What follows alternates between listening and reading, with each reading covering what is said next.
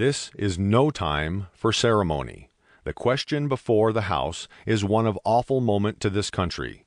For my own part, I consider it as nothing less than a question of freedom or slavery, and in proportion to the magnitude of the subject ought to be the freedom of the debate.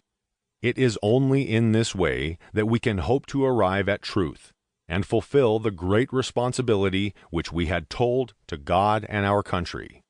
Should I keep back my opinions at such a time, through fear of giving offense, I should consider myself as guilty of treason towards my country and of an act of disloyalty towards the majesty of heaven, which I revere above all earthly kings.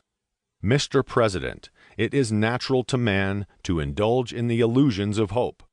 We are apt to shut our eyes against a painful truth and listen to the song of that siren till she transforms us into beasts. Is this the part of wise men, engaged in a great and arduous struggle for liberty? Are we disposed to be of the number of those who, having eyes, see not, and having ears, hear not, the things which so nearly concern their temporal salvation? For my part, whatever anguish of spirit it may cost, I am willing to know the whole truth, to know the worst, and to provide for it. I have but one lamp by which my feet are guided, and that is the lamp of experience. I know of no way of judging of the future but by the past, and judging by the past, I wish to know what there has been in the conduct of the British ministry for the last 10 years to justify those hopes with which gentlemen have been pleased to solace themselves and the House. Is it that insidious smile with which our petition has been lately received? Trust it not, sir. It will prove a snare to your feet. Suffer not yourselves to be betrayed with a kiss. Ask yourselves how this gracious reception of our petition comports with those warlike preparations which cover our waters and darken our land. Are fleets and armies necessary to a work of love and reconciliation? Have we shown ourselves so unwilling to be reconciled that force must be called in to win back our love? Let us not deceive ourselves, sir.